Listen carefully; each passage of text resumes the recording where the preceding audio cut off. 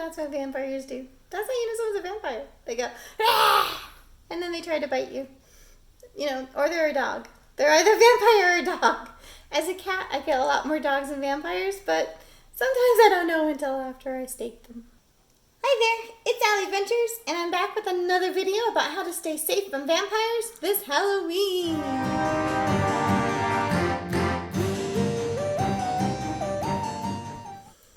This time I watched the movie The Lost Boys.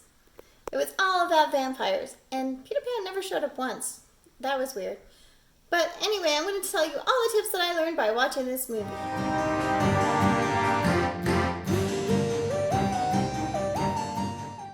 Tip number 1. Vampires wear old clothes. Seriously, they still dress like it's the 80s, sometimes the 1880s, sometimes the 1980s, and sometimes the 70s, 60s. I don't know. Look up fashion history and decide what's old. If something's not in fashion, then that's possible that they are a vampire. Seriously, if they've got like a DuckTales shirt and you're like, oh wait, is that DuckTales 87 or DuckTales 2017? If it's 2017, then they're safe. For now.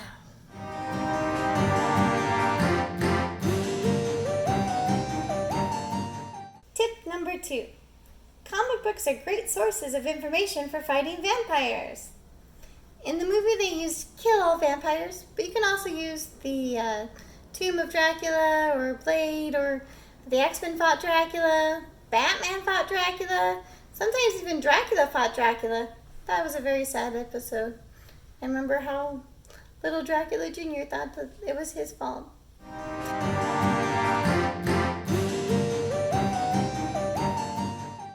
Tip number 3. Becoming a vampire does not make you any more interesting. Seriously, if you're a moody teenager before you become a vampire, you'll be a moody teenager after you're a vampire. In fact, for the rest of eternity. That kind of sounds horrible. Why would they ever turn a teenager into a vampire? What were you thinking? That's worse than turning a kid. At least the kids still are at that fun age where they're like, oh yeah, everything's cool even though I've seen 1,000 years of blood. But a teenager? They can't control their emotions.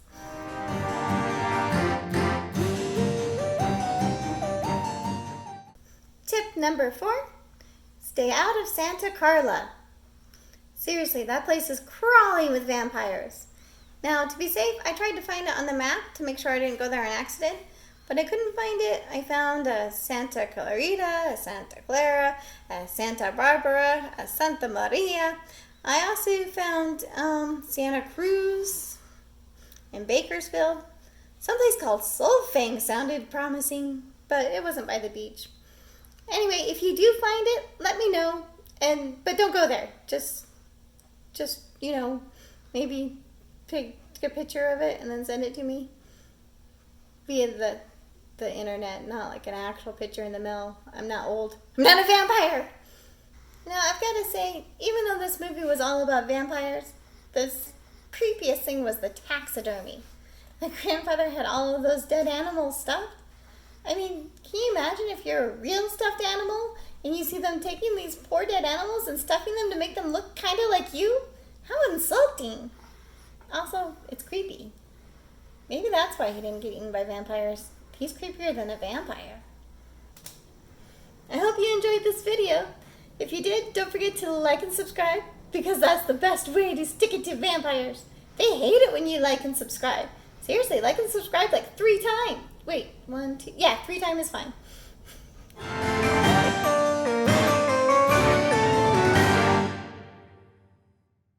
Do you think Merrick from Buffy the Vampire Slayer was upset that his son is a vampire? I mean, seriously, it's like the one thing he wouldn't want his son to be. Like he could be a banker or a bum or other things that parents are disappointed in. Doctors, maybe? I don't know. But definitely not a vampire. Like, his whole thing is killing vampires or training someone else to kill the vampires because, he doesn't do all the work himself. Like most men, he just has a woman do it for him. But that's not the point I'm trying to get to. The point is, it's going to be awkward to have Thanksgiving with them when your son's a vampire and your whole thing is killing vampires. I mean, even Van Helsing didn't have to sit with Dracula for Thanksgiving. Mostly because they're not American.